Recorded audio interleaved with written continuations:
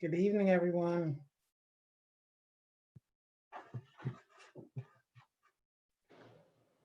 Good evening.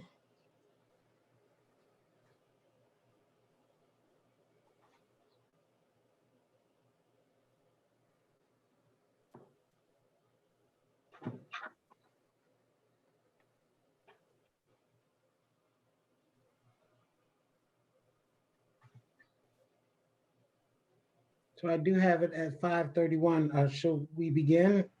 Yeah, the meeting is recording. Some message was just sent that the meeting can start. Okay, thank you.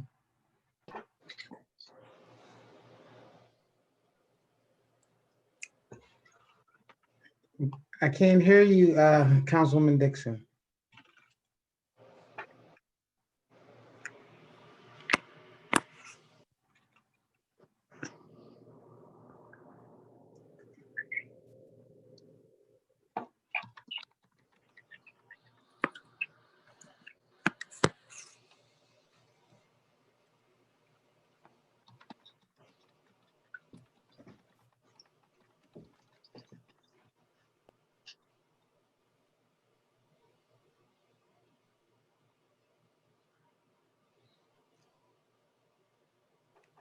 Do apologize, having a little bit of technical difficulties. Thank you so much for your patience.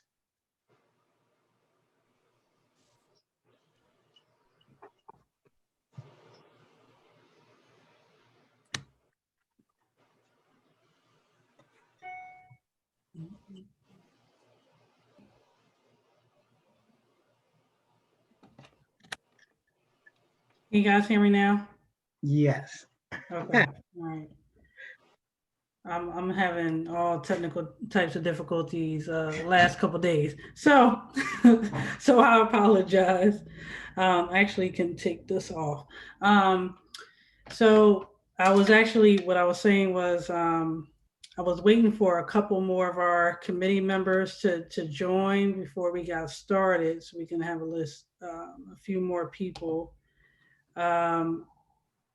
I know we mostly have our council members and a couple of our landlords that are on the line, as well as one of our service providers and the attendees. I was trying to wait for a couple more. Unless we want to get started. Councilwoman McCoy, did you still want to get started? Well, actually, I would love to be able to hear a few more opinions. So if the attendees wouldn't mind giving just a few more minutes, that would be fine. Okay. Okay.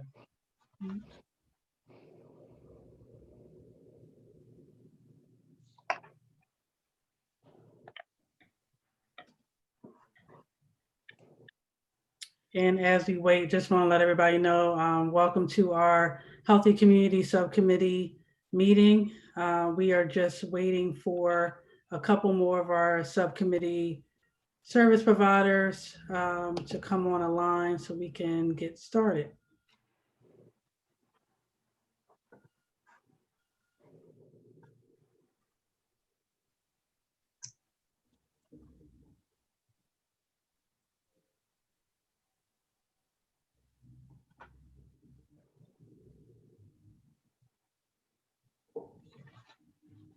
Councilwoman Dixon, who are service providers? What do you mean by that?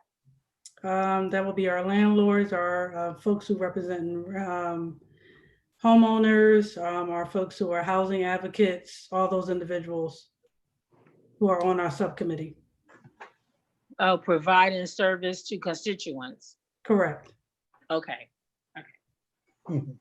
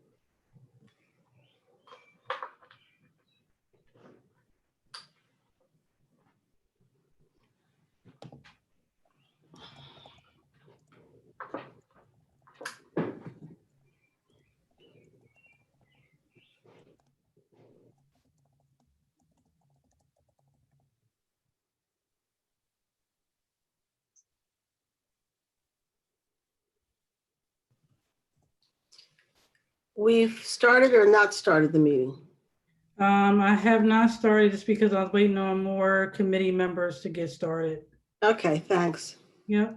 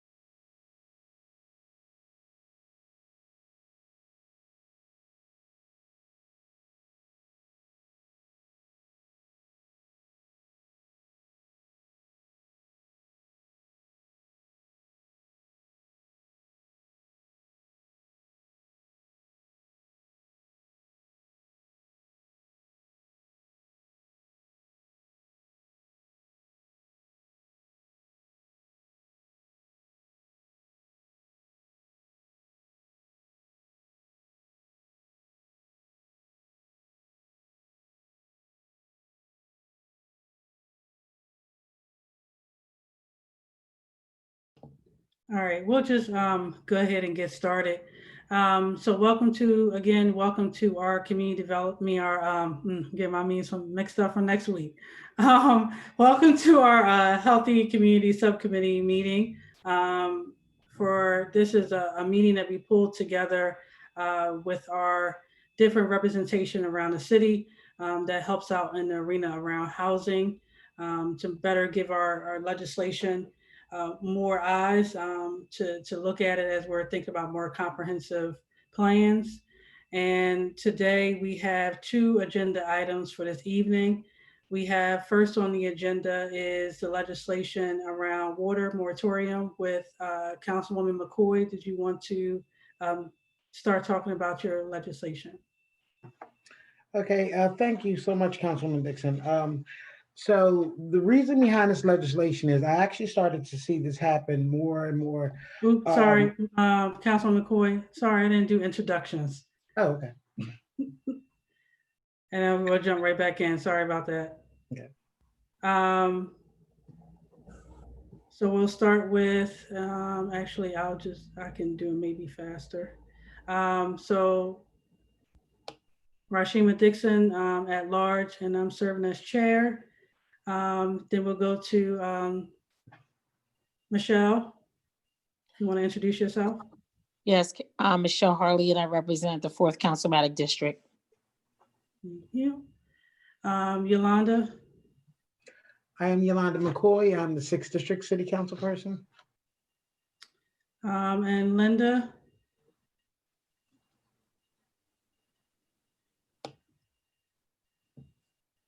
I don't know if she came back yet. And then for our And Tanya, if you can introduce yourself. Oh, thank you. Tanya Richardson, Council Staff Director, Legislation. Mhm. Thank you. And then for our committee members who are in our attendee side, if you can introduce yourself, starting with, I think I see first Brian. Hello, it's Brian O'Neill from One Pie Holdings or One Pie Investments, and also with Greater Wilmington Housing Providers Landlord Group. Thank you. Next, we'll do Jeff Sheraton. Hello, Jeff Sheridan with Sheridan Properties, also a resident of Brandywine Hills. Thank you. And then I know we have a couple of folks who are in the audience, so you guys can introduce yourselves as well. Aaron, if you wanted to introduce yourself.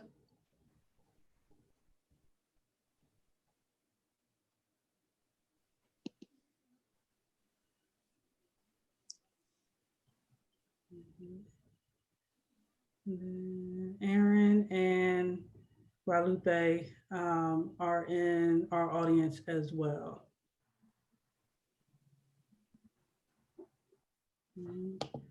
And Councilwoman Linda Gray is also on our committee, and I think she's on mute. Wanted to make sure she was introduced as well. All right, I'm sorry about that, Councilman McCoy. You can go ahead and get started. Thank you, Madam Chair. So basically, the moratorium, as I was stating, I had noticed different cities have started to take this approach. What we have actually asked, and what I've actually asked the law department to do, was to take a look at what we were doing when it comes to our water bills. We do not want to risk or chance anyone losing their house or the fact that an unpaid water bill. We have lots of vulnerable people within the city, vulnerable populations such as our elderly, disabled, and such. So I wanted to take a better look at that. At the time that this came out initially, I was actually asked to hold it for just momentarily because the mayor had already considered putting a hold on this, on the water bills because of the instance of the COVID-19 situation. So I was glad that he had brought that, to mind, that was something that he had thought about. But I still felt as though this is something that needed to move forward, only because once they rectified, or we finally were able to, figure our way out of the COVID situation, which we're starting to see now as businesses and things are starting to open up slowly, then we will actually get back to all of these unpaid bills that people had not gotten a chance to deal with. So I'm really glad that I decided to make certain that we just move forward with it. And I really wanted to make certain that our healthy community subcommittee got a chance to look at it, because we want to make certain that all of our policy kind of, goes through our service providers, our professionals who actually are working out here in the field, so they get a chance to look over it. And we want to make certain that we have the best piece of legislation that we can before we send it to the Finance Committee.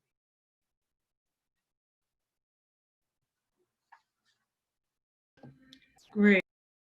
And are there any questions?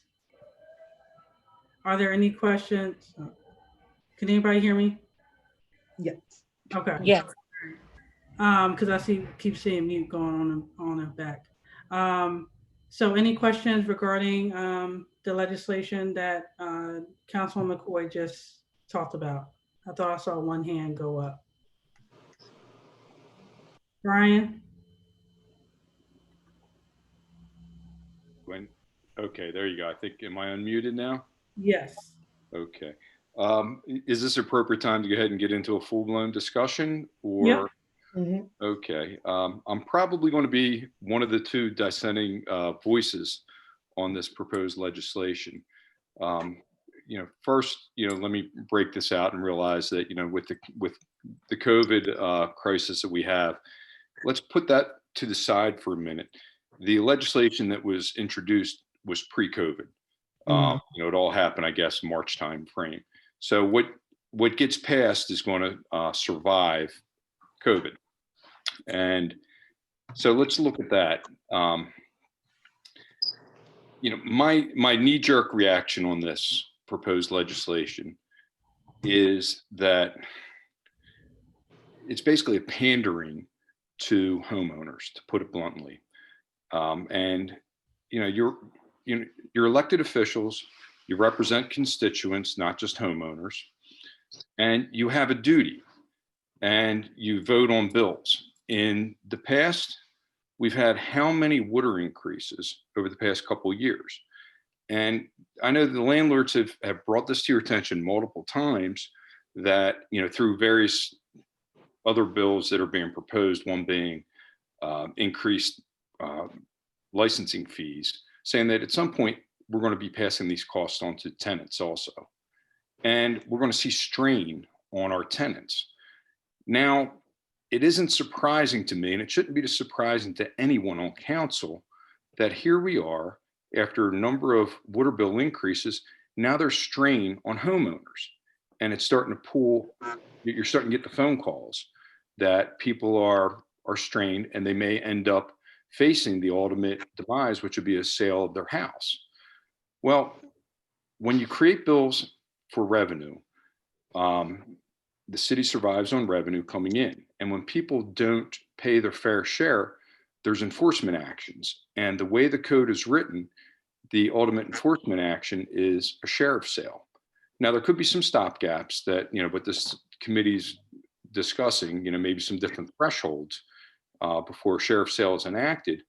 But, personally, I think going across the board saying, let's hold up on all sheriff's sales, I think that is, it's not doing justice to, you're not holding up your responsibility as lawmakers and giving the enforcement department the tools they need to enforce the revenue. Let's take an extreme case. All homeowners stop paying their water bills because they know they're not going to go to sheriff's sale. Guess who gets to pay them, which would be the landlords and businesses. And that's going to put a strain on the city finances. So you have to look at extreme cases. And we know that's not going to happen. So the screen keeps on jumping on me. So I may jump around a little bit. I know that when this was introduced, I was given 3 minutes to talk. And I kind of rambled through it pretty quickly. But I think you all know me and Jeff as some of the bigger buyers at the sheriff's sales. That's a process that's been long established since the country was around. That's a way of collecting bills.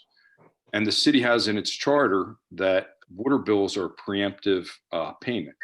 So let's walk through the process. If a property goes to sheriff's sale, there's a high bidder. And if there's money left over, that money can go back to the homeowner. Okay, so there's equity in a property, potential equity in a property. Now, if you hold off on any foreclosures, what you're doing is inadvertently eroding the equity in a property that is due to that homeowner.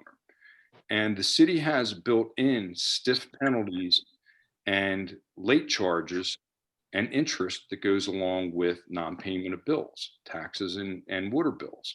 So I think it's something to the point of like 18%, which is credit card rate. So if you're waiting for somebody to pay a bill, you've stripped their equity, not only to the homeowner or the person owning the property, but also to the underlying mortgage company.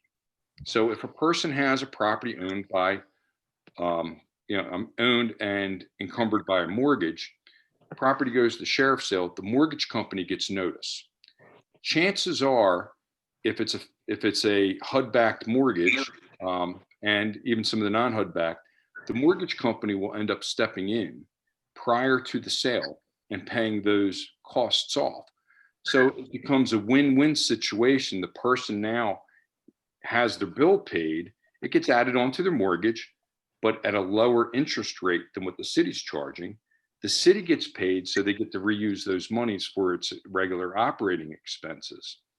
Now, let's say a property does actually go through and the gavel goes down, okay? Not all is lost.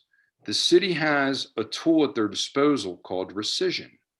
And rescission is essentially a 20-day period that the director of finance has at his control to rescind a property sale for no explanation. All he has to do is write a letter. He does not have to give an explanation. If you guys have a meeting and in those 20 days and say, you know what, we probably shouldn't have taken this property to sale. This person's come in distraught. They're trying to do a workout, even though it's kind of late in the game. We're going to work with them. He can write an email. That sale is rescinded, and the house will not be, will not go through the rest of the process. Now, there's also, two other points in the foreclosure sale for a tax sale, which would be confirmation, which is roughly 45 days after the sheriff's sale. During that period, the homeowner can still come up with the money themselves and pay off the taxes, or even the bank can pay off the taxes and everybody's paid. And then after confirmation, you go into another 60 days that if the property is, if the homeowner redeems it's called redemption during that 60 days following confirmation. If the homeowner comes up with the money, they pay a 20% penalty to the high bidder and pays off their taxes. So there's already embedded in the system these stopgap provisions so that the homeowner won't lose their property. By delaying it an extra year, you're kind of kicking the can down the road and delaying what could be the inevitable. And I fear that, one, it's going to erode any potential equity in the property. Two, you're not giving the finance department the tools that they need. Now, I don't want to sound unsympathetic to somebody's needs, somebody that is really in dire straits, but the city finance department is, and they should really be working with homeowners. If they're getting notice that they're getting ready to go to sale or they have a huge bill, that person should be taking some preemptive measures of coming in and doing workout plans. And, that's already happening. And I think, I've heard it kicked around that there's a $2,000 threshold before a property gets escalated to the sheriff's department. And, maybe this subcommittee should look at what those thresholds should be. Make some I don't want to say black and white policy, but some guideline that could be lived with. I just think that delaying it for a year is just not the answer. I had some other options here as far as enforcements. One is a larger issue. There's always the chance or always the argument of privatizing the water department. The city's showing the water department, and it has been acting as a profit center. And in the past couple of years, before the budget was balanced, the increased water revenues were used to offset the operating budget, where there's deficits. You take the water company the water department out of the equation and you privatize it, then it doesn't become a city issue. That's larger, probably farther than the scope of this, but I wanted to lay that on the table. One thing that, excuse me, that I don't see happening is enacting water shutoffs sooner.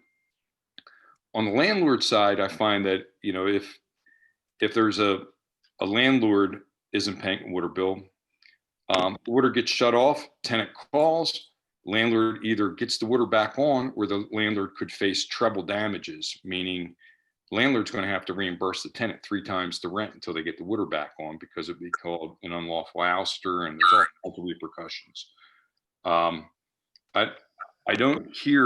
I don't know what the real policy is, but I'm led to believe that the city is not shutting off water consistently with homeowners.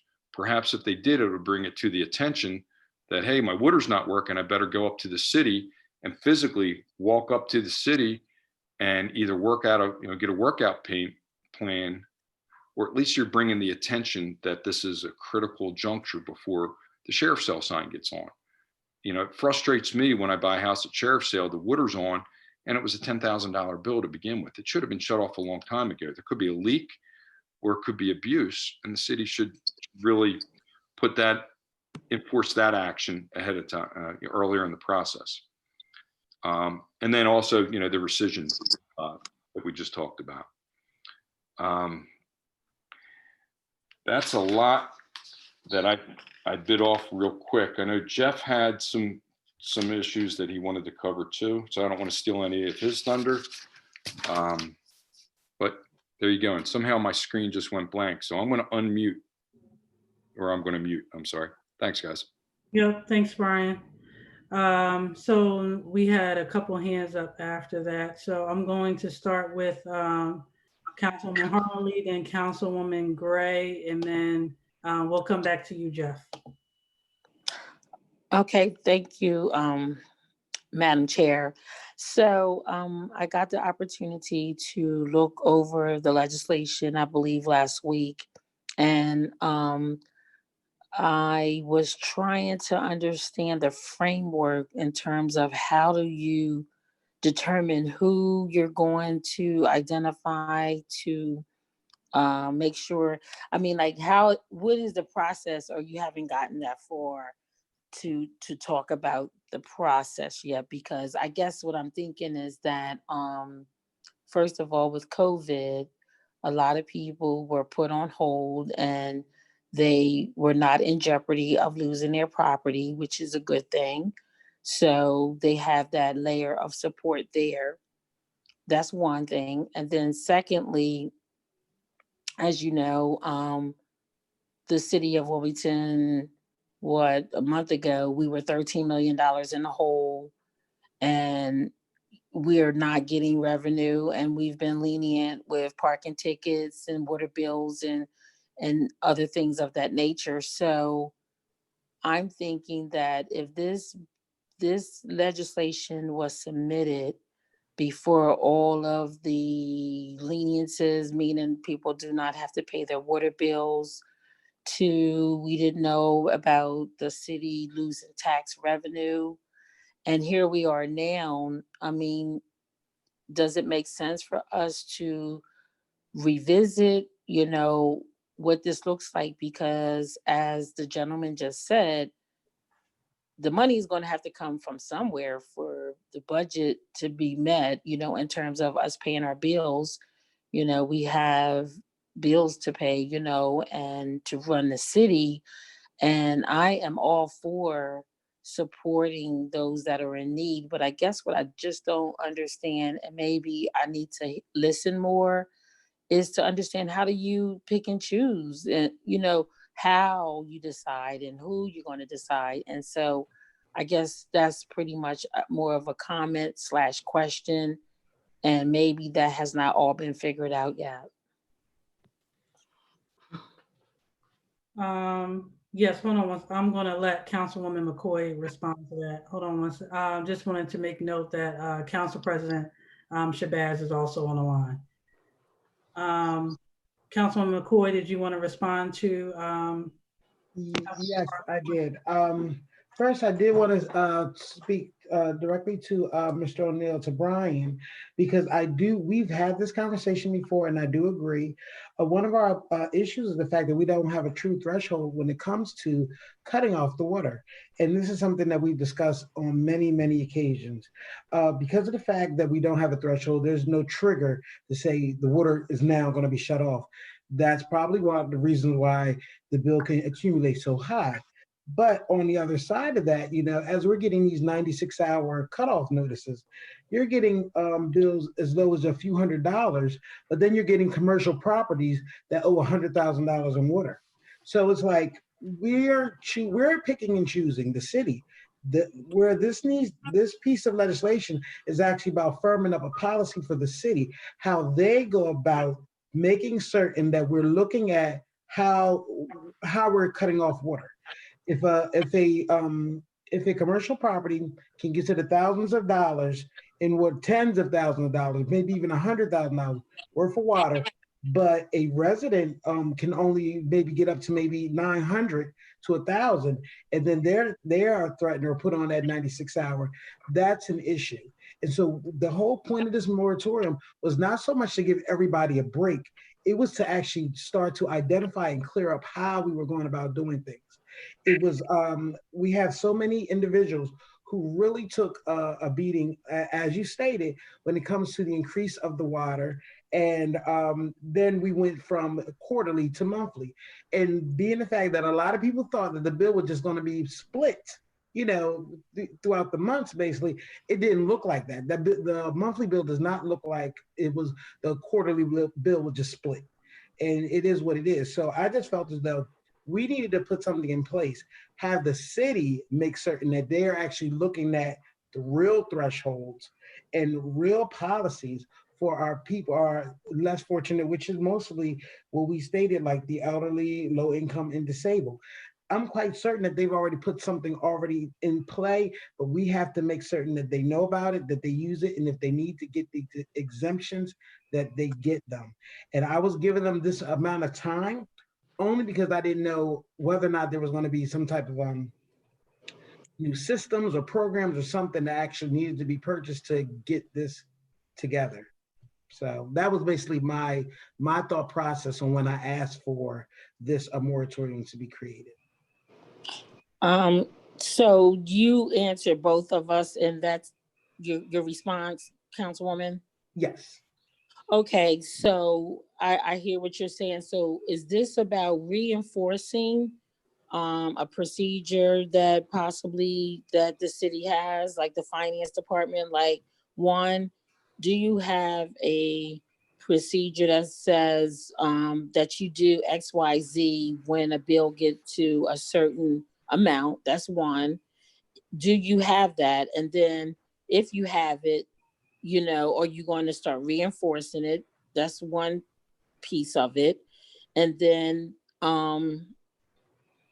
the other point I wanted to make is that I don't think that putting residential customers and commercial customers in the same category probably makes sense, because if I have an income hypothetically of $20,000 a year, then I do need a different threshold to trigger, when they're going to say, Miss Harlee, we need to do something, versus a commercial property, that has a revenue generator of, I don't know, $200,000, $300,000 a year. So of course their thresholds are going to be different. I just wanted to point that out in terms of those could be reasons why, if you make $300,000, then most certainly, at $300 a month, you're not going to put the same,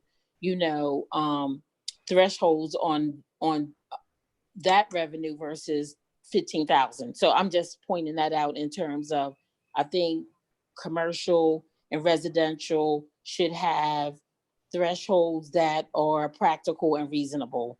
But again, based on what I heard you say, this is basically dealing with a process more so, and it doesn't sound like the process is not clearly defined. And so is this committee going to work with the finance department to define a process, or are you asking them to provide a process? And again, I'm not sure based on your response. Did you want me to respond? Yeah, yes. Okay. No, I was asking the chair. I'm sorry. Oh. So when it comes to getting a response from the finance committee, like I stated, the reason why I had given this much time for the moratorium was so that a process could be put into place. I did not expect that the whole half or a quarter of the city would now fall into this category. That's not going to be what happens. But it's actually because of the fact that the city has always made us aware that different policies and processes do take time. And I understand that. And I want to make certain that I was as patient with them as I expected them to be with some of the residents trying to get this figured out. So that's the reason why I asked for it to be this long. Okay. And my last comment is that the reason why I brought it up, and I'm trying to understand it. And again, like I said, I think we should always advocate for those that need the advocacy and the support. And I think that we should be that arm for those that need it. but we clearly need a process to make sure that, people are not just, getting over on the system. And my concern is getting over on the system, because at the end of the day, somebody's going to pay for it. And more than likely, it can end up being a tax increase on everybody trying to, do something good and be an advocate for those that need it. And without a good process, we have people abusing the process. So that was my concern and why I was asking about the process. Thanks. Yep. Thank you, Councilwoman Harlee. Councilwoman Gray. Thank you. Now I don't even know where to start with all this. I do agree that commercial and residential rates should be separated. The industry separates them in water and electricity. So definitely there should be different thresholds for that. I do agree there should be a process. I agree with the moratorium because we don't have a process. Nothing's clear cut on how to handle these delinquent water bills. And we just had a council member point out that her water bill was delinquent and they shut her water off. And like it was mentioned, it got her attention immediately. So I'm suggesting things that may be added to this resolution as suggestions that, because I think part of the problem is water is something that we've taken for granted all our lives. You just turn on the faucet, it comes out, and people ignore paying the bill. They don't realize how much it costs for this process to get water to us and make sure it's clean and portable. So I would suggest something like determining a cutoff amount, like when your bill gets to 2,000 for residential, or when it gets to, I don't know, appropriate amount, that besides all the other warnings, maybe they could shut your water off for 24 hours to get your attention. And I think doing without water for 24 hours would get most attention, but doing things like that along the line to help people pay their water bill prior to shutting it off. I do not agree with taking homes because of delinquent water bills unless they are totally outrageous. You've afforded them many, many opportunities to pay it. In fact, maybe even work it off like we do with community service. But and the reason I'm not for that is because it can cause communities to become unstable. These houses being turned over in communities that have older residents or disabled residents have been there for years, and that can cause major instability in the community. So I'm not for turning over homes. So I think I do think we need to have a threshold for the amount that your water bill is delinquent prior to a process after that of trying to attain the money from you, like turning your water off for 24 hours, sending you notices, maybe a visit. This is something very important. So I think efforts need to be made to educate people that water is important, it's not free, and you have to pay your water bill. We can even start there. Thank you, Madam Chair. That's all I have. Thank you, Councilwoman Gray, for your comments. And then we're going to go to Jeff Sheraton. Thanks. Can you hear me okay? Yes. Okay. So I guess I have a couple points that I wanted to make.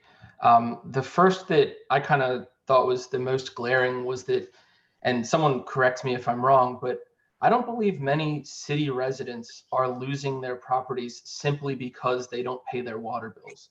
When the city takes properties to sheriff's sale only for water bills, they're typically county properties where the city's not charging taxes and they're not charging license and inspections fees.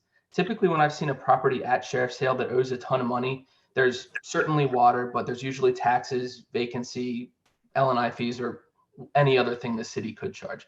So I really don't think by just saying we're going to have a water moratorium, you're really going to save any city homeowners who would already be facing foreclosure. My other big concern with this ordinance would be that, if we take a year to look at this, which I think is personally a pretty long time, people can rack up a lot of debt during that year, and that debt is going to continue to snowball as we charge late fees, and it's really going to erode equity. One of the problems that we face at the sheriff's sale all the time as bidders is that when a property is brought to sheriff's sale by the city, often it takes the city so long to bring a property to sheriff's sale that the amount owed to the city often exceeds the value of the property. And on the face, that's not necessarily a bad thing. The city can start the bidding at a lesser amount and take less than what's owed. But in practice, that's not often done. Usually the city will start the bidding at a very high amount, and that's when the city ends up with a house. And that's when we see houses sitting in the city inventory and kind of starting to fall apart, which is certainly not a good thing. My suggestion for this ordinance, if it's chosen to move forward, would be to reduce the amount of time that we're looking at. So maybe go from a year down to 3 months, and consider putting a cap on the amount that's due. So say, for example, if it was going to be a 6-month thing, maybe you cap it at $2,000, where, if someone owes over $2,000 in water bill, maybe they can be spit out from this program and sent to share sale. Because I don't think we want to protect people that, haven't paid their bills in 3, 4, 5 years. We want to protect the people that, maybe just fell on hard times recently because of whether it's COVID or whether it's a city water related issue.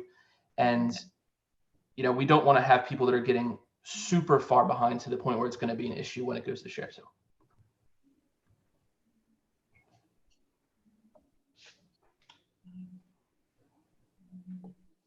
Is that all your points, Jeff? I didn't want to Yes. cut you off. Okay. All right. Thank you, Jeff. Councilwoman Gray? I just wanted to know if the sponsor, Councilwoman McCoy, is interested in adding some of these suggestions to the process that she's suggesting the city develop. Like our suggestions going to the city saying, we want you to develop this process, but we think it seems like 2,000 is popping up. 2,000. At that point, I don't think they should go to sheriff's sale. At that point, that's when I think we should use extraordinary measures to get them to pay, like shutting their water off for a day or making a home visit, or that's when I think that should happen. And then if all efforts are are not don't produce any results, they don't pay their bill, then possibly sheriff's sale. But I think that should be way down the road. Thanks, sis. Thank you, Councilwoman Gray, and then Councilwoman Harlee, and then I'll come back to you, Councilwoman McCoy, to feedback. Okay. Oh, thank you, Madam Chair. I do agree with Councilwoman Gray as it relates to the whole sheriff's sale piece. Like, I guess I haven't even focused on that part yet because I'm still thinking about the front end of how people are paying their bills and how they think about their bills, and the fact that I think that there could be a process we're dependent on, and I don't know, this could be making it too complicated, but we're just having a discussion. Maybe it could be based on your income. I think everything should be based on your income in terms of, what you are being held accountable to pay. If a person is making, again, 20,000, 80,000, 150,000, 200,000, okay, I think that there should be thresholds according to your income. And the reason why I'm saying that is because if a person is only making $15,000 or $20,000 a year, I don't think that the city should allow their bill to get too high where it's my theory, and the way I was raised was it's harder to, catch up than it is to, than to pay your bills on time. Okay, so my point is that if I get behind 7 months or 8 months, the longer you allow a person to be behind, in my opinion, the more vulnerable they're putting themselves in terms of whatever the consequences may be. So I guess all I'm simply saying is, if we're talking about process, I just think that we would be helping our constituents by, raising these flags sooner than later. And again, based on your income. I mean, everything is based on income. If I'm only making $15,000 a year, please don't let my bill go up to $1,000 or $2,000. I mean, of course, eventually that person is just going to get so far behind that they're just not going to be able to pay their bills. So thresholds, I think, are important. And I think that we need to really try to think about which ones we want to put in place. And again, the sooner we let people know, the better. Even if it's like, okay, if it gets to a certain place, maybe a notice, like, you're getting close to, whatever that threshold is. So I don't know, maybe those are the kind of communications that would be helpful too, because it's like, if you got 2 notices already that you're delinquent, and, and you learned about it early before it got to a place where you just possibly couldn't pay for it, then, that's helping our constituents. So I guess all I'm saying is, like, how can we help them by making them aware sooner of the danger that they may be in by not paying that bill? If there's some way that we can educate and work from that end. So it's more so like a comment than a question. Thank you. Thank you, Councilwoman Harlee. And then Jeff, I see your hand back up. Yeah, I just wanted to kind of comment. I think it would be extremely difficult for the city to track every citizen's income and then base a threshold on that of when you shut their water off and that sort of thing. It would probably be more practical to set a monetary threshold, or to set a number of months behind threshold. And then if you're going to have some sort of an assistance program, maybe that's where you can chime in with the, we'll provide assistance to people making $20,000 or less, or some sort of program like that. But I think asking the city to track every individual household's income and then compare it to their water bill and make decisions is going to be very tricky.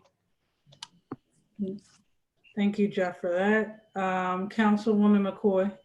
Okay, thank you. I did want to address first Linda and make certain that she was aware. I'm sorry, Councilwoman Gray, and make certain that she was aware that, yes, the reason why we actually have these healthy community subcommittees is to get the suggestions. We want to make certain we get the best piece of legislation together possible before we move it on to one of our regular standing committees. So all of the suggestions that we're receiving, I'm notating them. I think Tanya's notating. So we'll make certain that we take a look at everything together, and then once we actually see something that looks like it will actually that's actually my goal, that it will hit my goal and still, take the information from everyone else. We'll put that information back out again and let everyone take a look at it once more. So that's kind of like our process. As for actually, Jeff, the idea that you just stated about the amount, either the threshold amount or the number of months behind, is actually a pretty good one. I think that I do believe that it will be hard to track people by their income, but like Councilman Harlee stated, I think it's more so the income piece will actually be more so when you actually come in and realize that you have a problem. Because of the fact that the way the city is set up, it's not like it's Delmarva. Like, oh, I was young and I couldn't pay my bills, and I remember the envelope changed colors when when I got behind. So because the city doesn't really have that, I don't think, there's no real trigger to let people know, like, oh, hey, someone's keeping an eye on this. You need to get on this soon. So this is something that the city definitely needs to make certain, if they want to really collect the revenue, the funds that they feel though that, we cannot do without, we need to do a better process of the collection and making people aware early on you're getting behind.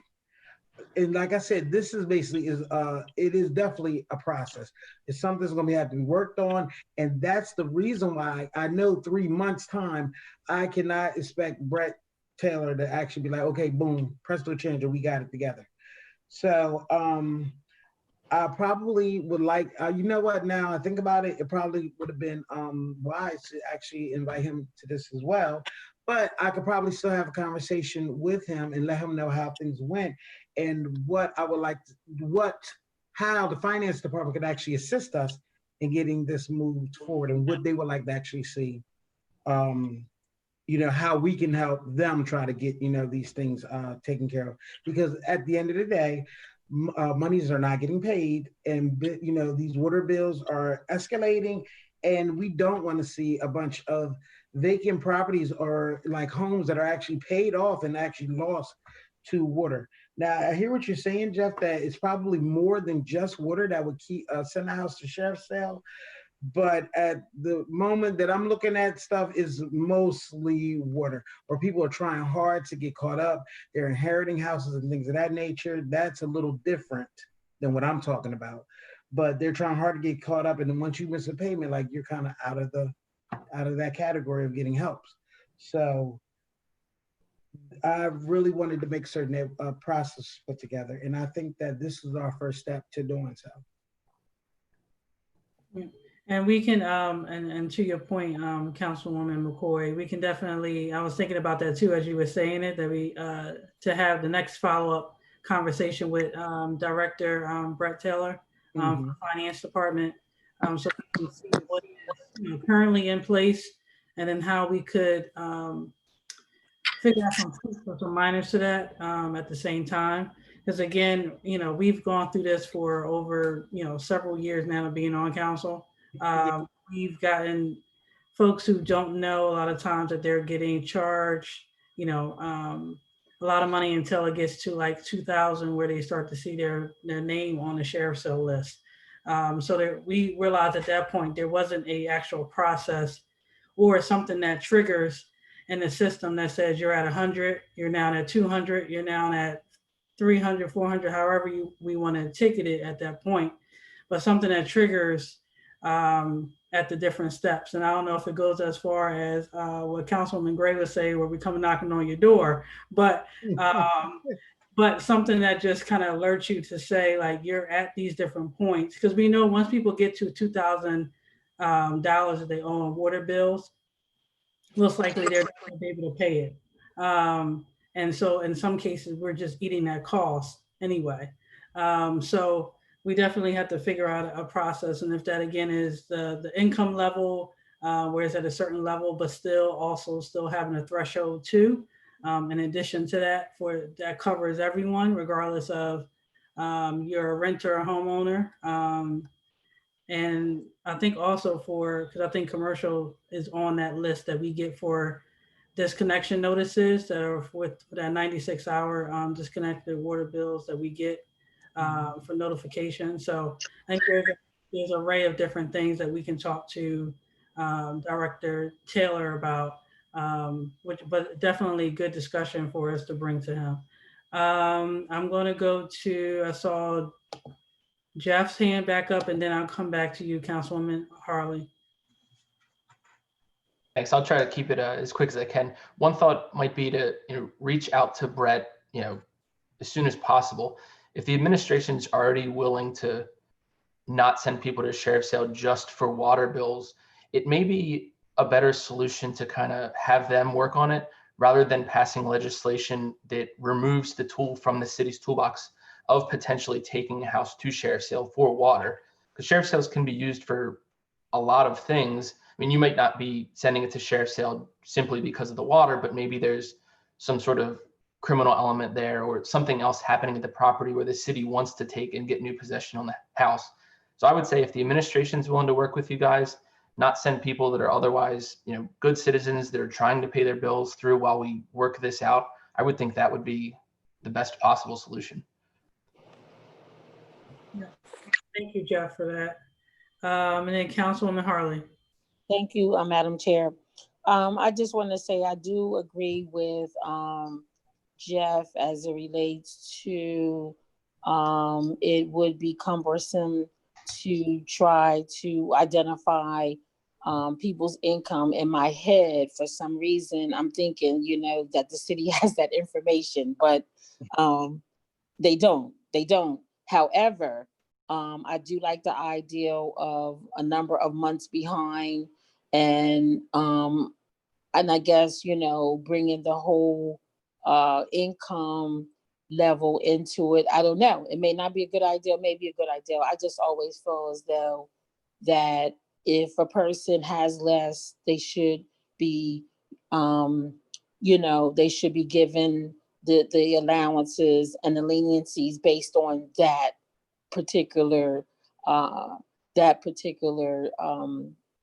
item, versus being treated the same way someone else that makes more money. So that's my thinking behind that. But I just think that overall this is a good discussion, because it is a topic that comes up over and over again in terms of water bills. Like, people ask me all the time, how do they determine this? How do they determine that? And I do think that we also have the access of sending out communications is another tool to help educate people about, the water bills. So we have that, when people get their water bills, it would not be any more added expense to add in information that could educate our constituents as well.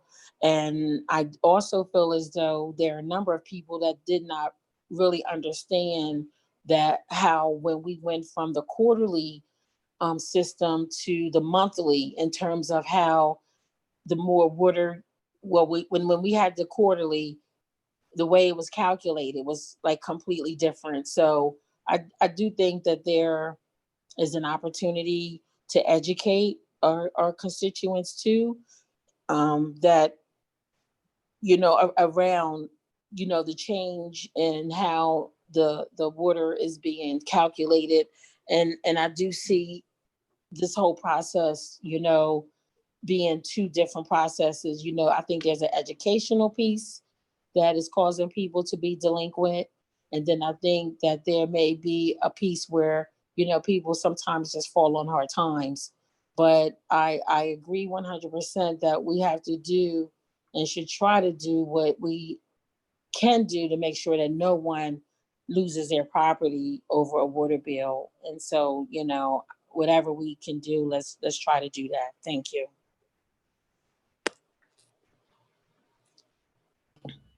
Thank you, Councilwoman Harlee. And I think we've also seen as well as too that we need to talk to the Director Taylor about too, because the one concern that we get from a lot of properties too is that there are discrepancies in how our finance department is collecting. Because there's been some inconsistencies on water bills. And some of them have been calling in and asking for their things to be fixed or to set up a plan in those ways. And they're getting different information depending on who they're talking to in the finance department. So we definitely have to figure out with Director Taylor why there's so many inconsistencies. I got a lot of those recently through some of the issues that are happening with folks with water bills. So in addition to them changing from the quarterly to monthly, they were still during the COVID period as well, still having a hard time, I think in some cases, and that might've been because we were transitioning some people inside the building for doing a finance piece, and then some of them outside, and there may have been a latch in between while people were reaching out to find out about their water bills. Because I think some people, it's just that they're trying to pay their bill and they can't pay it. So it's not sometimes on the consumer side, it's on our side. So I think we got to figure out that with our director as well. Councilwoman Gray. I'm just going to throw this wrench in, but this would require additional funds. I used to calculate electric rates, and water rates are very similar in the sense that they're calculated compoundly based on usage across the industry, like uses across the residential, uses across the commercial, uses across the industrial, and they're kind of averaged out. So really, to help our constituents and community, we need to look, and I don't think any of us are qualified to do that, and how the city has chosen to calculate the rates for the different areas, because sometimes one category can take the burden for other categories. So we don't really know how the rates were calculated. And I would think that maybe, since I wasn't on council, when they switched from the monthly to the quarterly or from the quarterly to the monthly, that's what happened. They changed the formula, the calculation of the rates. Thank you. Good point. We can look and definitely look into that as well. Any other questions or comments regarding the water moratorium? And while we do that, I was going to just make notice that Deborah from Trinity Vicinity, who's on our subcommittee, has also joined us. Council President, you got your hand up? Yes, ma'am. Thank you. I just wanted to share that I hear that you're saying that you're going to go and find out how the rates are done. I'm quite sure the consultant, Black and Veatch, will be able to take you, walk you right through that, so you can see how they were able to come up with the rates, even in how there was a several year plan of having to increase the amount of water in the water rate. And she even saw through this year's budget hearing, she also explained how the calculated the water rates based on the usage and what was needed to maintain the fund, and how it came out that we did not have an increase this year and what was proposed for increases next year. So I'm quite sure that they will be able to give you all the information again.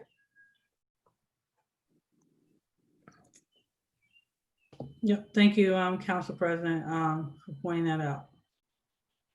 Any other questions or comments regarding the water moratorium?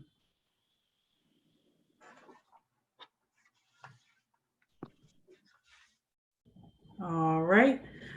Seeing no other comments or questions regarding it, Councilwoman McCoy, did you want to close out for the next steps on that? Yeah, so looks like the next step definitely will be to address Director Taylor. I'm certain he's probably been made aware of the moratorium, but to be able to really sit down and have him go through the process with us and why it looks so different when as different eyes look at it. It seems as though everyone is basically they got their own way of talking about how this water bills come to fruition. I'm like, I've been made aware. I mean, well, Councilwoman Gray, your point actually makes a lot of sense, because once it seems as though once everything broke up, everything went higher. So that I would love to hear how that actually took place, because that's my biggest question. The question I get from most of my residents is, I cannot believe I'm paying this much on a monthly basis. I didn't even pay like this. I didn't even pay. This is more than half of what I paid on a quarterly basis. So I think that I would like to have a conversation with Mr. Taylor before we come back to our healthy communities meeting, and even to see whether or not he would like to join us the next time, so he can be explain to the people in the audience and the panel how the water bill is actually calculated. Okay. Thank you. And again, we bring legislation like this to the subcommittee so that we can vet it in more detail prior to going back to a standing committee. So again, this will you'll see this again, and then we'll come back and vet it in the same process. So I thank you all again for all your comments regarding and questions regarding the water moratorium legislation. So our last agenda item for this evening was brought up actually by a couple of our committee members that they wanted to discuss how we could work on some type of funding or opportunities for funding to build a fund for during COVID for renters and homeowners. So I wanted we added that to the agenda this evening just to have a conversation around that. And I don't know if Jeff, you want to start that off? Because I know that was one of your primaries. Sure. So I guess I can probably speak mostly from the rental side. We have been kind of taking advantage of the program currently with the DSHA, where they got a bunch of money from different, I guess, counties and from the state. I'm not super familiar with what money the city's been awarded yet, but I could make some suggestions based on the DSHA program that they have on how that could certainly be improved. One of the, or actually a few of the things that we've noticed with the DSHA program was that they require a whole lot of paperwork. They have very limited staffing, and the program only applies to a very limited scope of people based on their income.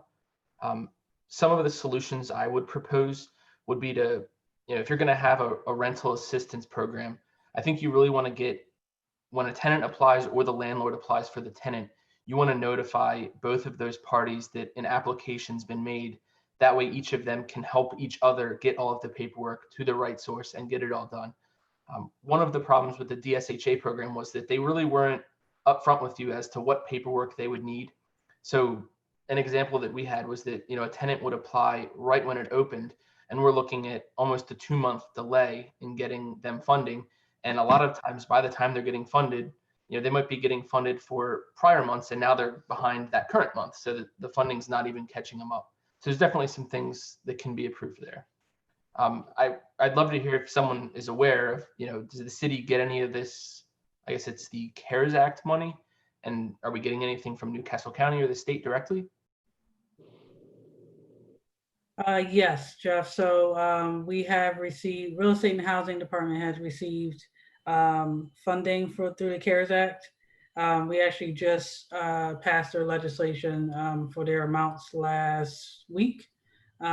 So they have, for example, with the community development block grant, I believe they got about $2 million and some change just for that one. They got some around, I think it's $600 and something thousand for the home improvement funds that they receive from CARE. And then for persons that are living with AIDS, they got another about just under around $166,000 from the CARE Act. There will be, so that's the primary for the city and what we will be receiving from CARE.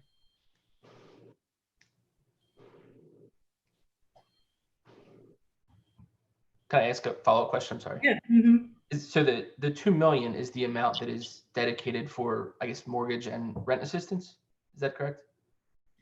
Yeah, it's actually a multitude, and I may try to pull it up while we're sitting here, because we were waiting for the last conversation we had too was a breakdown of which agencies were getting the funding for through the CARES Act funds as well. So we're actually waiting on that list ourselves for who is going to be receiving those funds. Apparently, the Real Estate and Housing Department has already decided who is going to get that $2 million based off of who already currently does this work.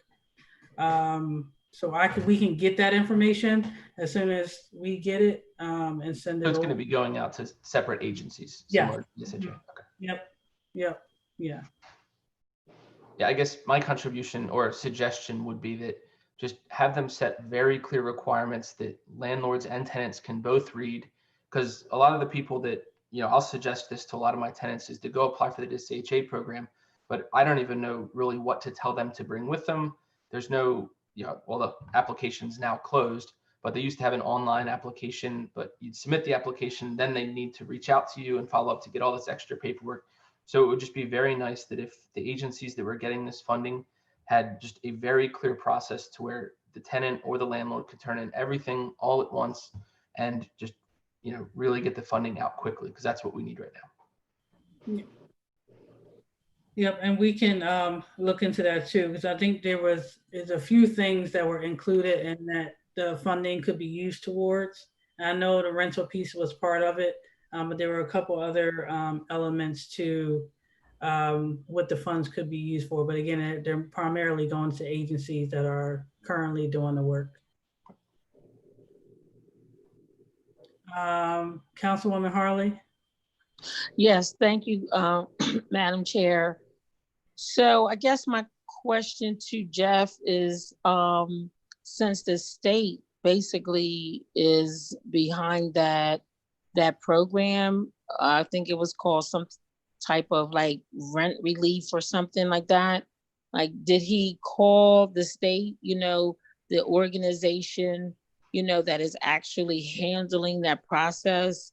I'm just saying that he may get the answers quicker if he just, reaches out to that particular department that is handling that, because I know I referred a couple of people to the website where they were supposed to have, some type of rent relief. And I agree 100%, as it relates to the process, where you are in the process. Are you number 10 or you number 300? Is the money gone? I mean, there's a lot of what ifs that I found in that process. So I agree with that, but I'm just saying to Jeff that I think that, he may get some quicker answers if he calls the number directly, the state, because they're the ones that are managing that piece. And from what I heard about the CARES Act monies, and it could be more to it, but I think those agencies have already been identified, and we asked for some information as it relates to that, right?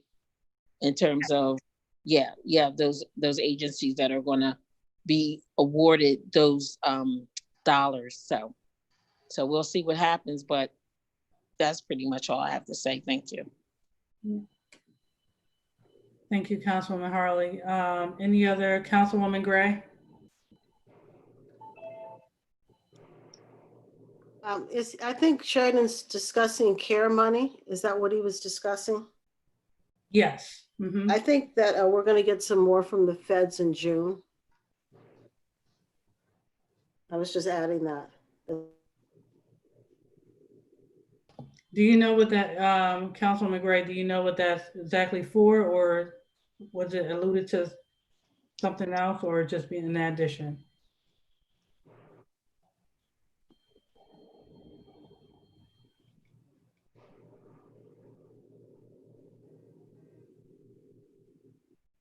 I'm sorry, I was muted. I think it is, I know it's CDBG money, and I think everyone's working on how to spend it. That hasn't been determined yet. Okay. Then that sounds about right, only because that's the biggest fund pretty much that the city holds, is in the community development block grants. So that makes sense if that's because we were already getting 2 million in community development block grants funding that we received. I'm trying to just pull up what it covers, so that you have an idea as well. But any other comments regarding their CARES Act, or how we could potentially work on some things for renters in the city? Jeff? Yes. Sorry, I'm unmuted. Yep. So one of the primary issues with the DSHA program was that it kind of all started with being in-house at the state, and then it was quickly outsourced to a lot of different agencies. So you could call the state directly, and we actually, Brian and I sat on a task force with a member of the DSHA program that was handling that. And it was just very slow. The agencies weren't quite ready to handle the influx of I guess, potential recipients. So it really limited us from being able to just contact one person and get the answer. I think our company, we probably got 3 or 4 checks, and they all came from different agencies. So it's very difficult to do. That's why it would really be nice if there was just one centralized, website or place that could handle it all, and then maybe they outsource it to the agencies to provide the funding.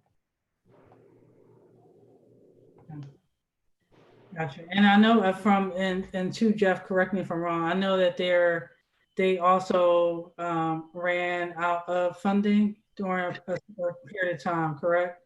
Yeah, so I'm trying to think back to the exact dates, but I think about a month after the funding was made available, they had about, I think it was $6 or $7 million that they could have used, and sent out to people to pay their rent.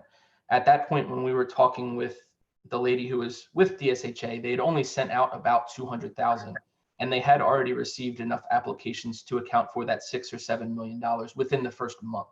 So it really went quick, and it went quick to the point where they couldn't even send the checks out fast enough or process the applications to actually make a difference. Sorry if you hear my dog in the background there. Yeah, because that's what we were hearing a lot about too, was that as soon as applications, because of how many they were getting, that they weren't able to handle the amount that were coming in. So they were unable to give out as much money toward it. But it just made it sound like they didn't have any funding left once they were kind of at their cap as far as what they were able to take in. But I know, and the reason why I asked that of Jeff too was because as we give money to these organizations for this funding too, of how quickly it can go. Because if you're talking about, as we're going into, in some cases, recovery mode for a minute before, COVID may come back around again, that there may be people who could be on the verge of evictions, or also are back taxed so much that they can't keep up, that there may be, more hits to our property taxes that we may not be able to get as a result. So just thinking about a lot of those too, may be something that we want to think about in the city for additional ways to bring in some other funds, since our city budget is pretty tight. Brian?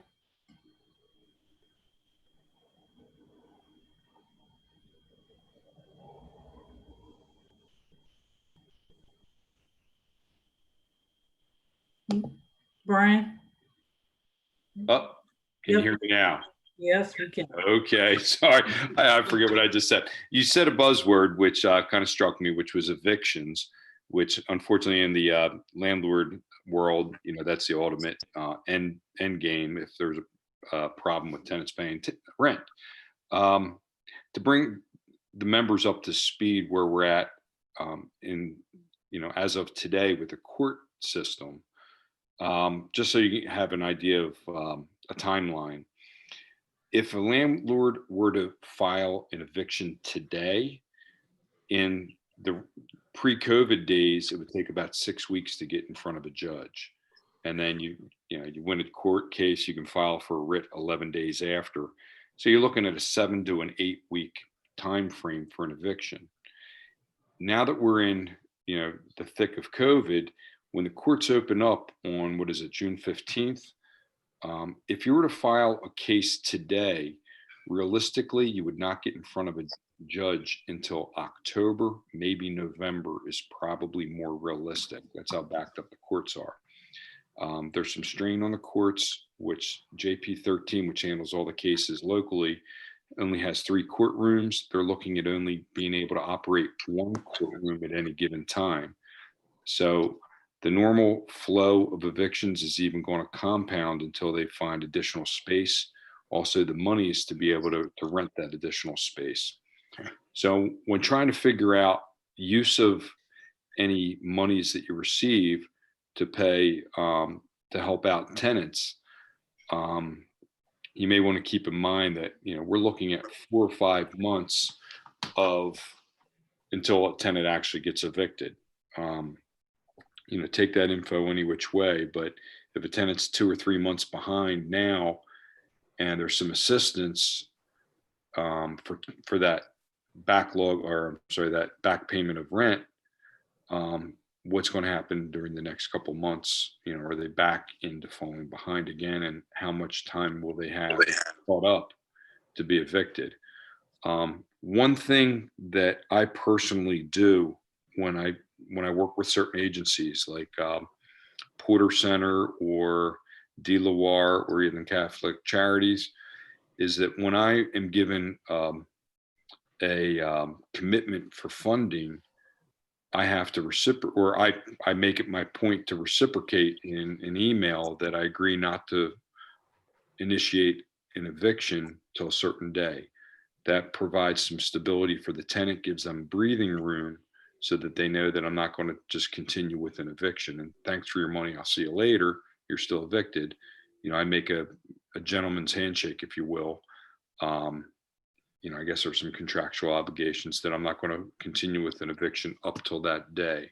So you may want to just consider that, you know, for protection for the city's money, that the landlords provide some type of safeguard that if they receive money, they agree to halt an eviction up to that day. I'm kind of giving away my tricks of the trade, but you know, I've got to protect the city's money also.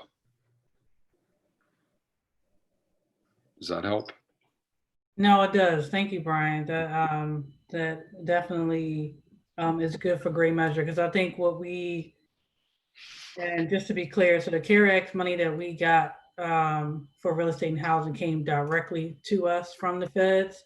The one that CARES Act funding that Matt Meyer has for our county exec is a different pot of money.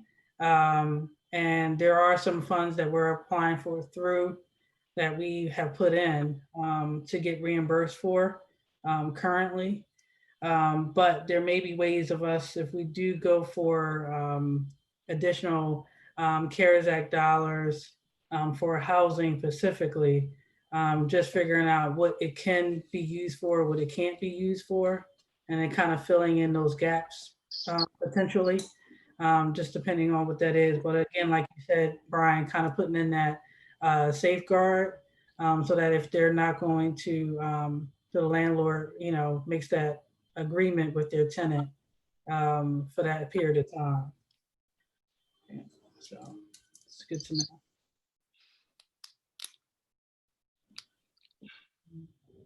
know. And Jeff? Sorry about my dog there. He's very passionate about city politics. But I just wanted to point out one thing. If any of your constituents are having problems paying their rent, by far the best thing you can have them do is reach out to their their landlords, and just start making some sort of an arrangement, even if it's, you know, not paying anything for the first 2 weeks and paying half in the middle. That way they're not getting super far behind to the point where even when these funds become available, they're almost not going to help.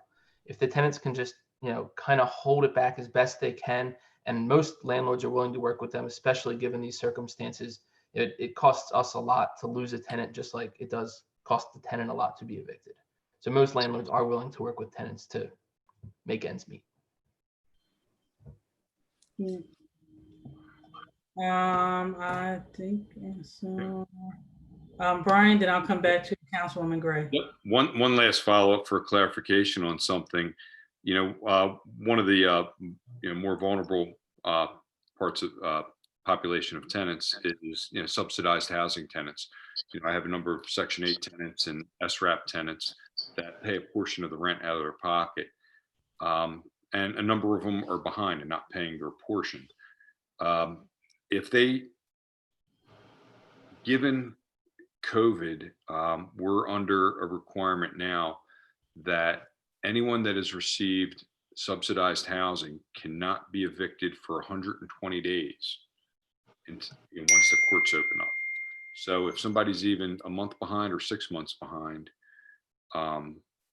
they are allowed to stay in the property. And, you know, 6 months I can start an eviction, which means they're basically free for a year, or not free, but they're free from the stress of knowing that they're going to be evicted for about a year's time, which is a practical time frame. So just kind of keep that in, you know, in the back of your mind. Thanks. Yep. Thank you, Brian. And then Councilwoman Gray.